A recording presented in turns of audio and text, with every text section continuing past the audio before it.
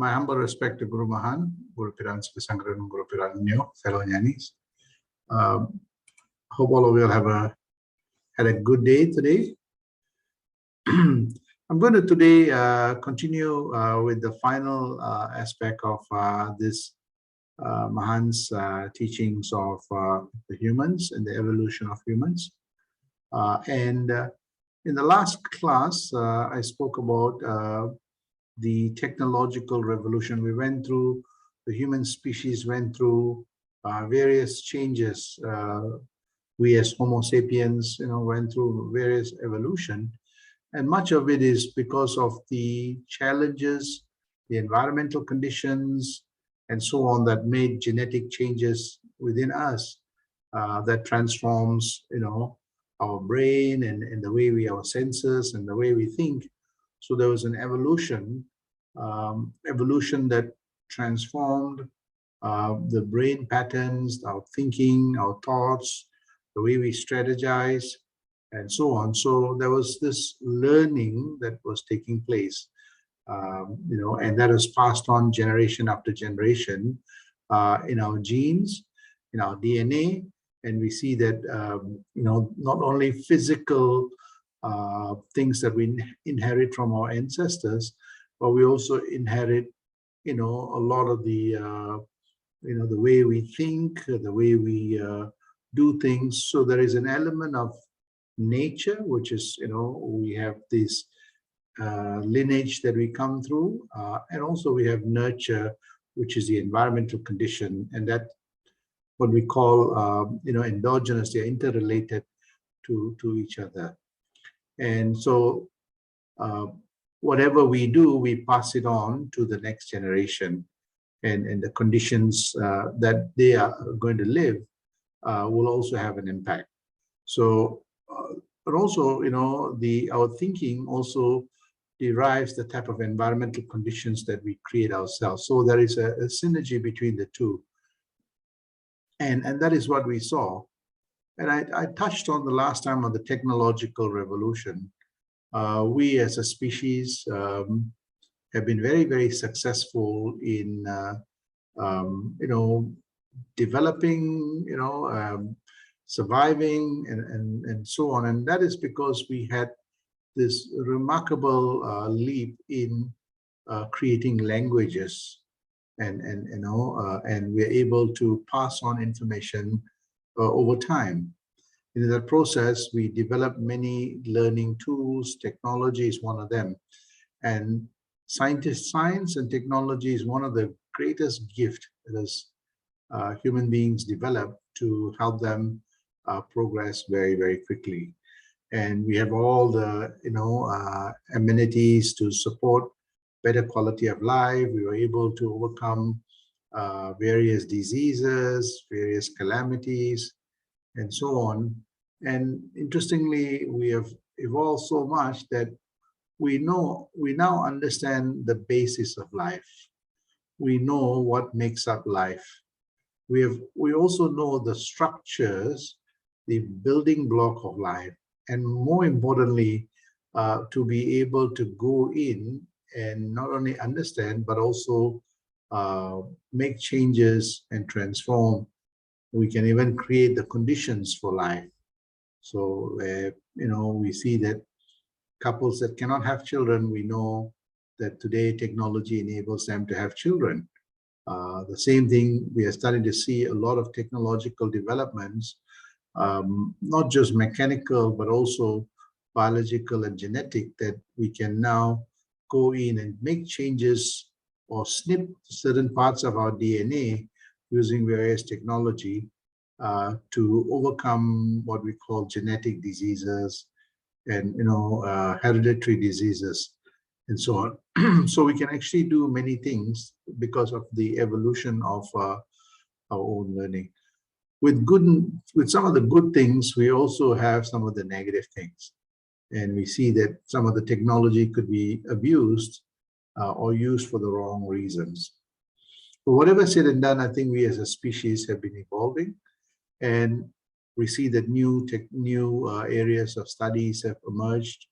We're starting to see genetic engineering, AI systems, We're now seeing organisms as algorithms because we understand how the behavior is. We understand, so if we understand behavior, we can now, synchronize what people will do.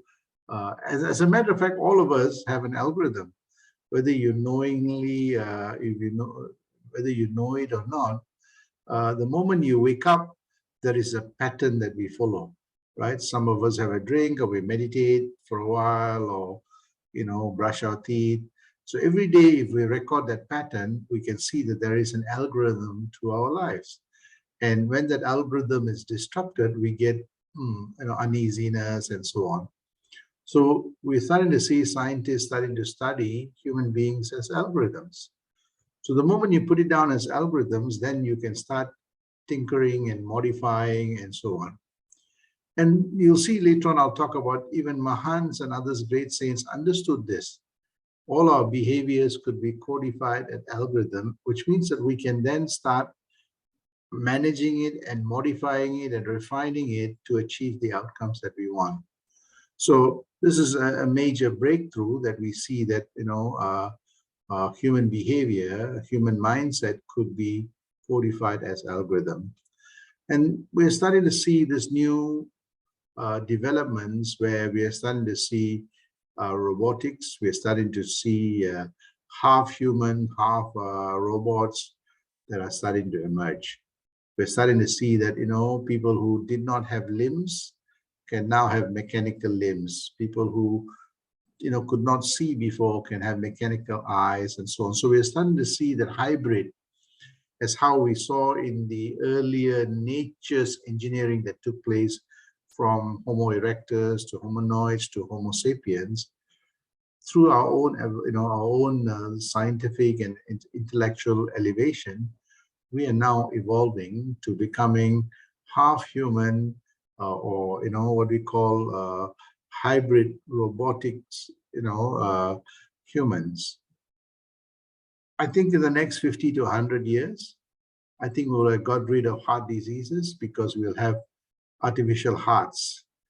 I think we'll probably eradicate diabetes because we probably will have, a bio, a kind of a bionic, pancreas and liver.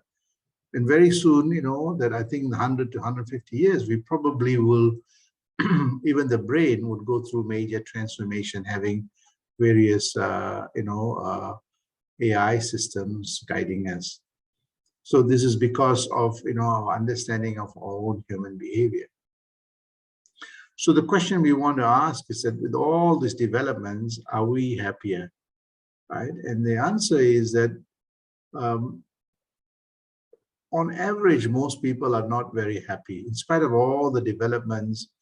And if you see in many literature, there's a lot more people that are going through psychological challenges. There are people that are going through depression, a whole range of things. So we're starting to see new diseases manifest because of the isolation and so on. So generally, we see that as we have progressed very well, most people are not happy, and you see that the divorce rates are very high. We see that children having difficulties, emotional difficulties, and so on. So the question then is that, in spite of all the revolution, as I said, if you take a kind of a long-term pattern, every time we develop, there is always an embedded crisis inbuilt in it. And the crisis makes us even more wanting to develop. Without the crisis, I think we would probably be very complacent. Without COVID, I don't think many things would have taken place, We would not have had digital satsangs, or we would not have had many things. So in development, there is crisis, and within crisis, there is always the potential for development. We always say that, innovation and creativity, challenges and misery are the mother of creativity and innovation. So we are starting to see that human beings always thrive really well and progress because of the challenges that they've gone through. So the answer is no. And the question then is that how do we get everlasting happiness. And is there something called everlasting happiness, right? So, and if you go back to all the scriptures, and this is where I come back to all the scriptures and the great Mahans, they say that, yes, all the technological development has improved life, better quality of life, but to get the inner happiness, we need to start looking at the wisdom knowledge of the great Mahans and the scriptures. It talks about natural genetic engineering, and I want to come to that natural. So nature has built in this genetic code, which is our intelligence, our basis of our life itself. And that has gone through various changes over the last thousands and thousands of years. So nature itself has built this genetic engineering, continuously reinventing us. We have developed artificial intelligence, things that, that works, and, things that are, you can do high computational stuff and so on. But all that comes from our natural intelligence. The whole idea of AI using, IT and mathematics and all that comes from the human intelligence, right? The natural intelligence in us, which nature's blessed us. So while we get caught up with all the technology, we have to remember all this emerges from something within all of us, nature. And this is what the great saints and sages say, called jnana, the wisdom knowledge, right? And the third aspect is that, yes, organisms can be written as, algorithms. But what we need to do is that, if we look very carefully, the organism that gives life and gives meaning and gives us the experience is nothing which is mechanical. It is a subject. It's an experience. Hence, that organism that we are talking about is actually a spiritual being, spiritual beings. So it's not just an algorithm, but it is actually a spiritual being. So you start seeing that the language changes, right? Now, why I'm saying this is that we get sometimes caught up with so much technology and development, we miss that which created all this technology and discoveries and innovation. And this is what the great saints and sages say is, great, all this development is taking place. Go to the source of the development. Yes, we have so many gods and so many things, but where did this all emerge from? It all emerges from the human mind. That is the source of everything. And this is what the next revolution that you see that Mahans and other great saints have done.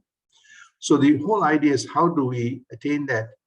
It goes back to that self-exploration, self-discovery, the self-realization process, which is anchored on meditation. Right? So this is the next revolution that we're talking about. It's the spiritual revolution. It is the inner engineering that is in all of us that nature's built in. Knowingly or unknowingly, it is happening, right? The difference is that the Mahans and the great saints know about this process, have mastered this process, and has used this process to explore, enjoy, and also to have an inspirational life. Like how we have all the modernity that gives us comfort, material comfort, there is this inner engineering that gives us a mindset that enables us to live an enlightened life. So this is the revolution that we are seeing, that if you see, never in the history of human species that yoga, meditation, mindfulness, self-reflection, self-exploration, inner engineering.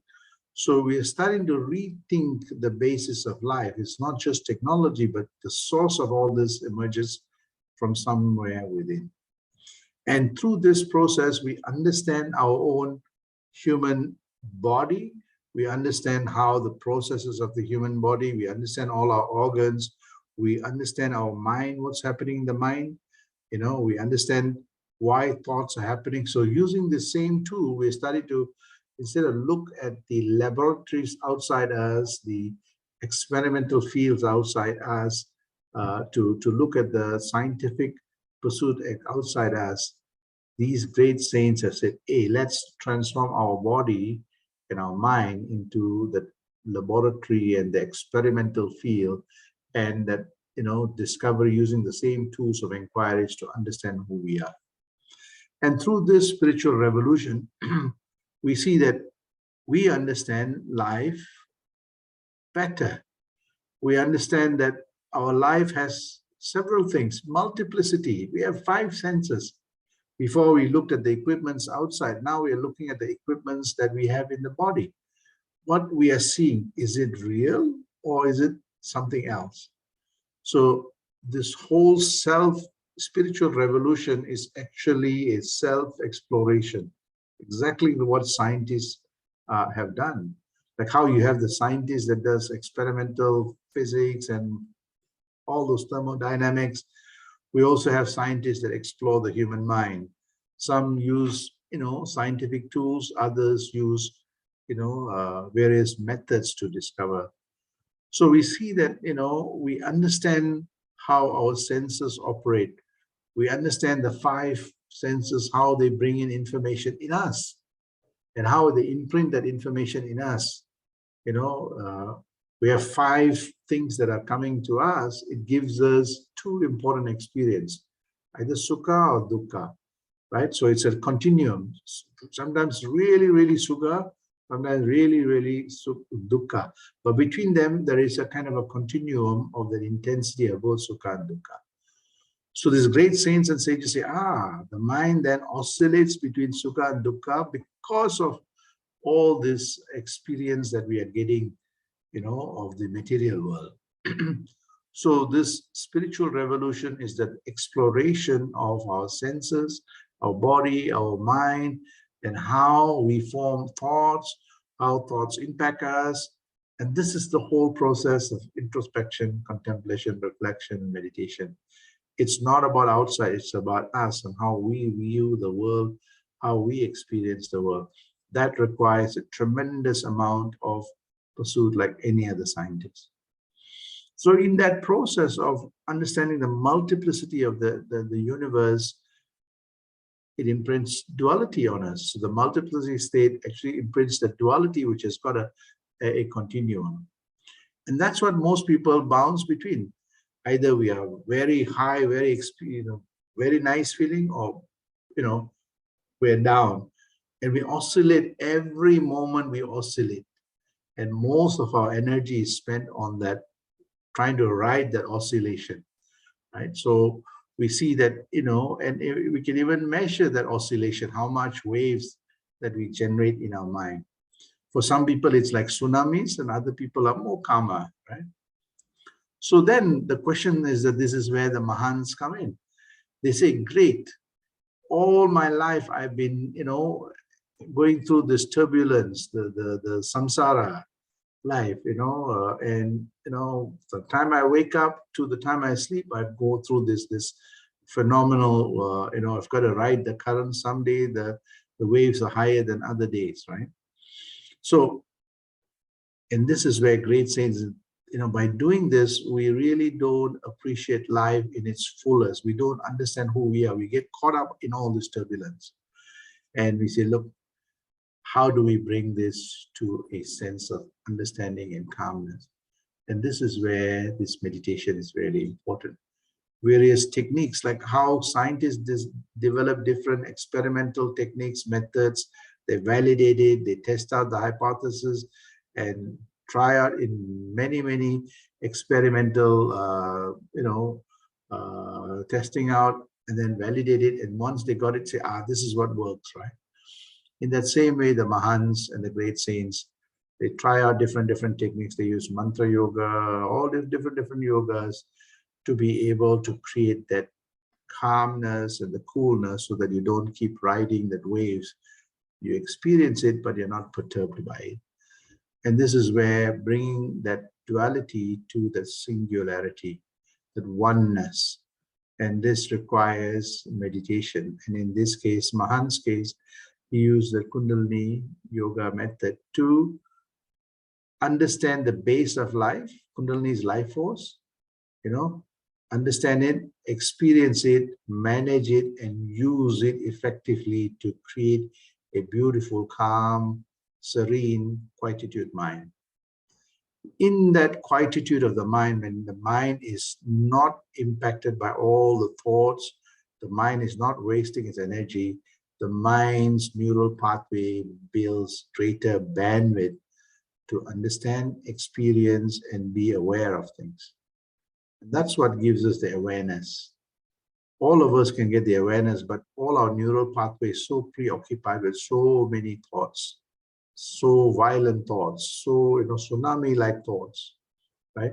So this meditation helps to give us the calmness, the coolness, the quietude that gives us the bandwidth to get greater clarity of everything that we are aware of.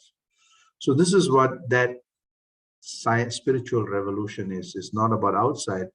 It's a revolution that you have within yourself. And ultimately, when you experience that, the quietude and the brain and the neural pathway is more quieter, the bandwidth expands, and you start experiencing that oneness, that absence of the materiality, but one with that everything else. This universal state of experience, that summa irukum sugam, that beautiful state. So this process is called the self-realization process. And if you see here at the bottom here, the self-realization, that inner engineering is about creating that silence, quietude, and in that we get that expanded consciousness. We are beyond our material limitations. And in that state, we attain a state of liberation, that beautiful feeling of not being caught up by this, cause and effect. And finally, you realize that everything, when you're one with that, when you have the oneness, you realize that everything is part of you and you are part of everything. And this is the spiritual revolution that we see, that, great scriptures have spoken about. This is the general theorem that every scientist is trying to look for. Is there a theorem of everything, you see, that explains everything? And the great saints say that you cannot find that in this material universe. You can only discover that within you. And when you discover that, you see the oneness between yourself and the entire cosmos. And this is the spiritual revolution. This is the inner engineering that the great saints and sages have been speaking about. So meditation is really important.